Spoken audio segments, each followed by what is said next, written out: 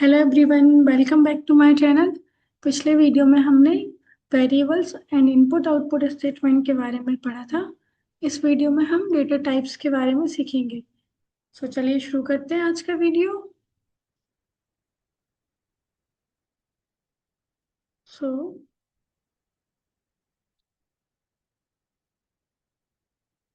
a data type specifies the type of data that a variable can store, such as numbers, characters and decimal values।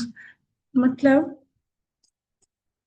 एक variable के अंदर किस type का data store हो रहा है, ये पता करने के लिए हम डेटा टाइप्स का यूज करते हैं। क्या होता है जब हम अपना कोई वेरिएबल बनाते हैं, जैसे let's say p equal to 1। ये हमने लास्ट वीडियो में देखा था कि p इक्वल टू 1 का मतलब क्या है।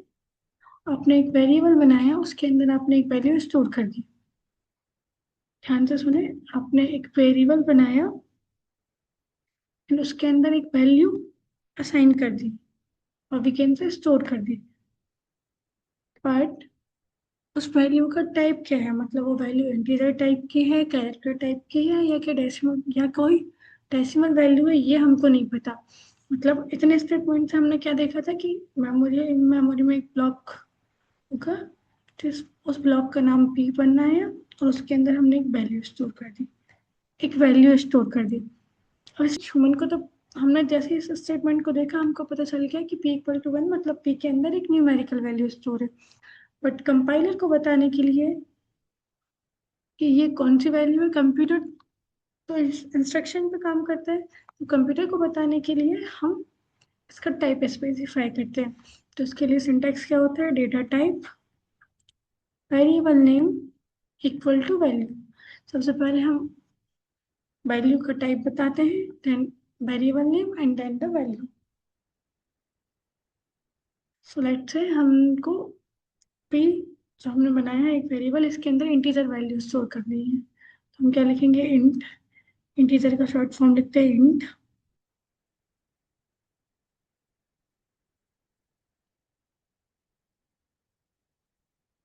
पी इक्वल टू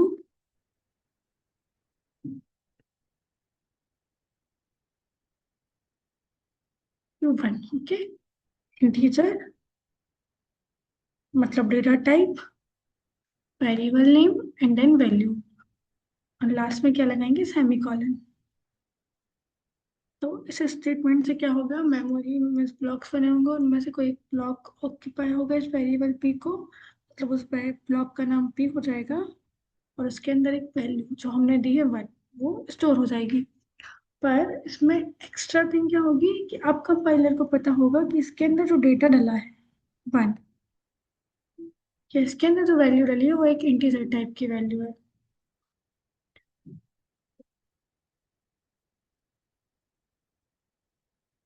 ओके, क्या पता चला हमें, जब हम डेटा टाइप यूज करते हैं अपनी प्रोग्रामिंग में, तो वो वेरिएबल के टाइप का बताता है, मतलब उस वेरिएबल के अंदर किस टाइप का डेटा डाला है, ये हमें डेटा टाइप के थ्रू पता चलता है।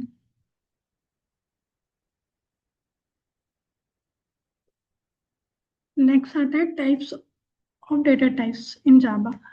जावा में डेटा टाइप्स दो टाइप के होते हैं, one is primitive data type and the other one is non primitive data type. Primitive data type को we can say built in data type and primary data type also. मतलब primitive data type को built in data type और primary data type भी बोला जाता है। क्यों बोला जाता है बिल्ट इन और प्राइमरी, क्योंकि ये पहले से डिफाइन होते हैं, मतलब जावा लाइब्रेरी में ये डेटा टाइप पहले से डिफाइन है, हम इनको डायरेक्टली यूज कर सकते हैं। तो प्रिमिटिव डेटा टाइप्स भी दो टाइप के होते हैं, non numeric and numeric. Non numeric मतलब जिसके अंदर हम नंबर स्टोर नहीं कर सकते, और न्यूमेरिक मतलब जिसके अंदर हम नंबर स्टोर कर सकते हैं। तो नॉन न्यूमेरिक के अंदर क्या आते हैं, टू टाइप्स के आते हैं, one is Boolean and then other one is character. जो CHAR लिखा है कैर, ये कैरेक्टर का शॉर्ट फॉर्म है। Boolean data type two types की वैल्यू को स्टोर करता है, that is 0 and 1। Boolean data type सिर्फ टू टाइप की वैल्यूज को स्टोर, सिर्फ टू वैल्यूज को स्टोर कर सकता है, 0 और 1। 0 का मतलब होता है फॉल्स एंड 1 का मतलब होता है ट्रू। ओके।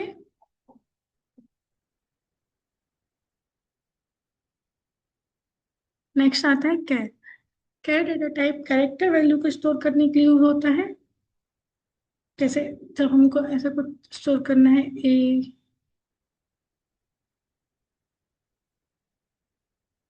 बी, एक्स, इस टाइप की वैल्यूज को स्टोर करना है, हम कैरेक्टर डेटा टाइप का यूज करेंगे। इसको लिखते कैसे हैं? जब भी हमें ऐसा कुछ बनाना है तो हम लिखेंगे कैर, CHR, कैर।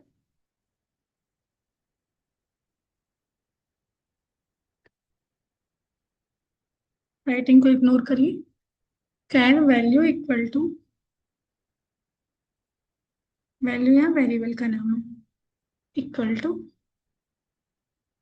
एक्स। ये हो गया data type char, value variable name and x is the value of the variable.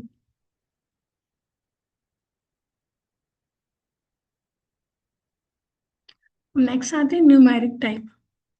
Numeric type मतलब जो नंबर्स को स्टोर कर सकते हैं। तो number can be integer and floating point. मतलब नंबर इंटीजर्स हो सकते हैं और डेसिमल पॉइंट्स हो सकते हैं। तो इंटीजर्स की अलग अलग रेंज होती है कि आपको कितना बड़ा नंबर स्टोर करना है, क्योंकि इंटीजर मतलब माइनस इन्फिनिटी तो प्लस इन्फिनिटी, तो बहुत बड़ी रेंज में भी नंबर आ सकता है। तो उसी रेंज के हिसाब से इनको डिवाइड किया गया है by short, int and long में। सबसे कम रेंज बाइट में स्टोर होती है, उससे बड़ी शॉर्ट में, उससे बड़ी इंट में, और सबसे बड़ी रेंज का अगर आपको डेटा चाहिए तो आप लॉन्ग का यूज करें। नेक्स्ट आता है नेक्स्ट आता है फ्लोटिंग पॉइंट। फ्लोटिंग पॉइंट मतलब तो डेसिमल को स्टोर कर सकते हैं। सो डेसिमल थी, इट कैन बी फ्लोट और डबल। अगर ये भी रेंज के हिसाब से डिवाइड हुए। फ्लोट, अगर आपको छोटी रेंज चाहिए तो आप फ्लोट का यूज करेंगे, और अगर ज्यादा बड़ी रेंज चाहिए तो डबल का यूज करेंगे। नेक्स्ट आता है non primitive data type. Non primitive data type को ड्राइव डेटा टाइप भी बोला जाता है। मतलब ये data type primitive data type का यूज करके ड्राइव होते हैं। मतलब इनका जो बेस होता है वो प्रिमिटिव डेटा टाइप्स होते हैं, उनका यूज करके नॉन प्रिमिटिव डेटा टाइप्स को ड्राइव किया जा सकता है।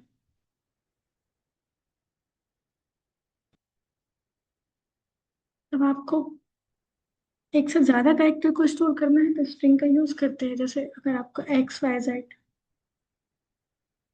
स्टोर करना है किसी वेरिएबल में, तो वहाँ कैरेक्टर तो नहीं दे सकते। कैरेक्टर तो सिर्फ एक वैल्यू लेगा, सिर्फ एक्स को स्टोर करेगा। पर जब हमको एक से ज्यादा कैरेक्टर को यूज करना है तो स्ट्रिंग का यूज करेंगे। नेक्स्ट आता है एरे। सेम स्ट्रिंग की तरह ही होता है, बस स्ट्रिंग हमारी कैरेक्टर वैल्यू को स्टोर करता है, एरे इंटीजर वैल्यू को स्टोर करने के लिए होता है। मतलब जैसे आपने 1 को स्टोर किया, यहाँ तक तो तुम हमारा इंटीजर काम करेगा। बट इसके बाद अगर हमको 2,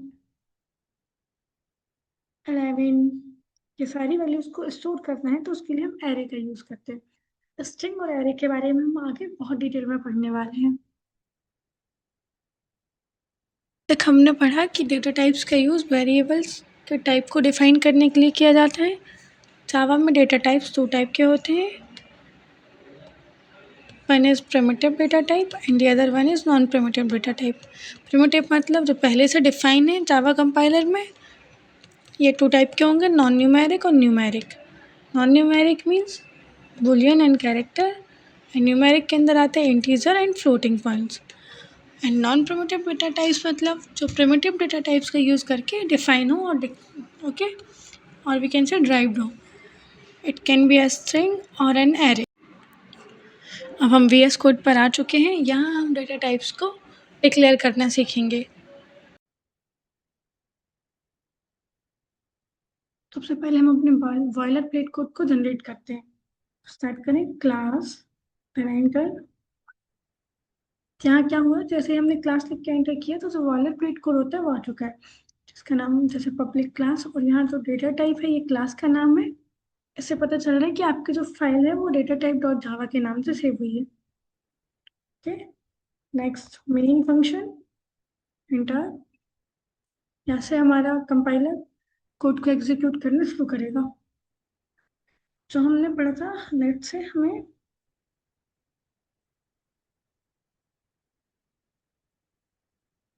अच्छा, हमें एक वेरिएबल बनाना है एज।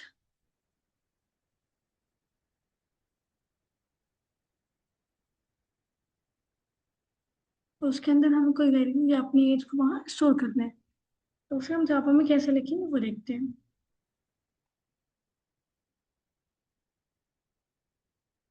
एज किस टाइप के वेरिएबल होगा? इंटीजर टाइप का। क्योंकि हम एज में तो यही डालेंगे ना, 2 3 4 5, तो ये इंटीजर वैल्यूज होती है। तो इंटीजर का शॉर्ट फॉर्म होता है int. Age variable name equal to 22। अब इसको प्रिंट करवा के देखते हैं। तो प्रिंट करने के लिए किस स्टेटमेंट का यूज करते हैं? System dot out dot print L. और वीएस कोड हमें इसका शॉर्ट फॉर्म प्रोवाइड कराता है, तो हम लिखेंगे S S out, then enter. यहाँ लिख देंगे हम अपने वेरिएबल नेम एज को। रन करके देखते हैं क्या आउटपुट आता है। ये देखिए, हमने एज में जो डेटा को स्टोर किया था 22 को, वही वैल्यू हमें यहाँ प्रिंट होके मिली है 22। देखते हैं, लास्ट टाइम हमने देखा था हेलो वर्ल्ड के प्रोग्राम में, हमने इस system dot out dot println के अंदर जो भी लिखा था वो इन्वर्टेड कॉमा के अंदर था। बट यहाँ पे हमने विदाउट इन्वर्टेड कॉमा लिखा है और जावा कंपाइलर ने कोई एरर भी नहीं दिया। ऐसा क्यों? कर हम देखते हैं। अगर हम इसको इन्वर्टेड कॉमा के अंदर लिखेंगे तो क्या प्रिंट होगा। रन करते हैं।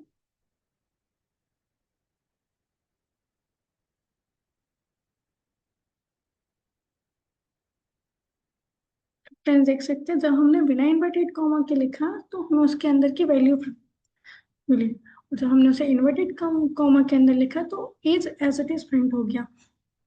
मतलब जब किसी वेरिएबल के अंदर की वैल्यू प्रिंट करवानी है या उसके अंदर क्या डेटा स्टोर है उसको प्रिंट करवाना है, तो इन्वर्टेड कॉमा के बिना लिखेंगे। और जब जैसा हम दे रहे हैं, जो वैल्यू हम दे रहे हैं एज इट इज प्रिंट करानी है, जैसा हम दे रहे हैं वैसी वैल्यू प्रिंट करानी है, तो हम इन्वर्टेड कॉमा का यूज करते हैं।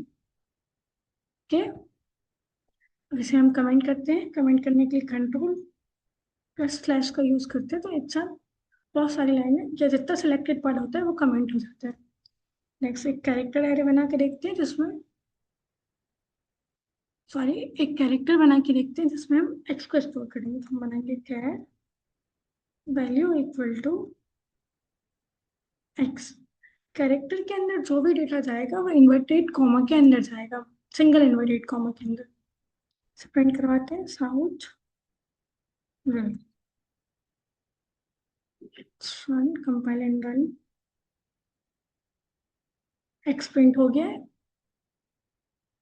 ओके, आपको समझ में आया होगा। इसी तरह से फ्लोट एंड डबल का यूज करके डेसिमल वैल्यू को स्टोर करा के उनको प्रिंट करा के देखिए।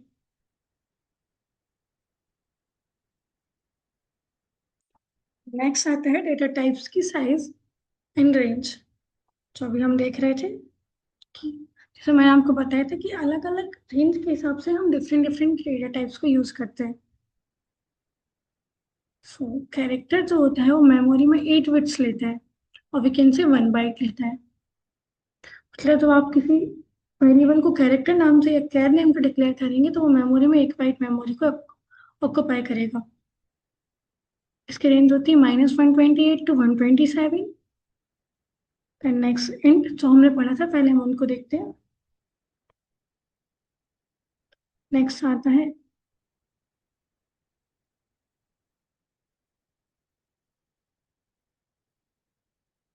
नेक्स्ट है इंट।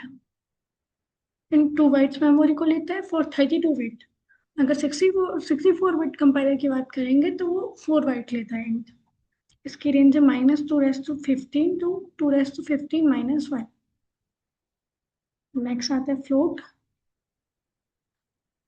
फ्लोट 4 बाइट मेमोरी को लेता है, जिसकी वैल्यू है मैंने सॉरी जिसकी वैल्यू होती है 3.4 टू 3 प्लस 38, -38 से +38 के बीच में। डबल 8 बाइट मेमोरी ऑक्युपाई करता है। इसकी रेंज है 1.7 -308 to 1.7 E+308। ओके, रेंज के बारे में आज इस वीडियो में हमने डेटा टाइप्स का यूज़ क्यों होता है, डेटा टाइप्स क्या होते हैं, उनकी रेंज क्या है, इस सब के बारे में पढ़ा।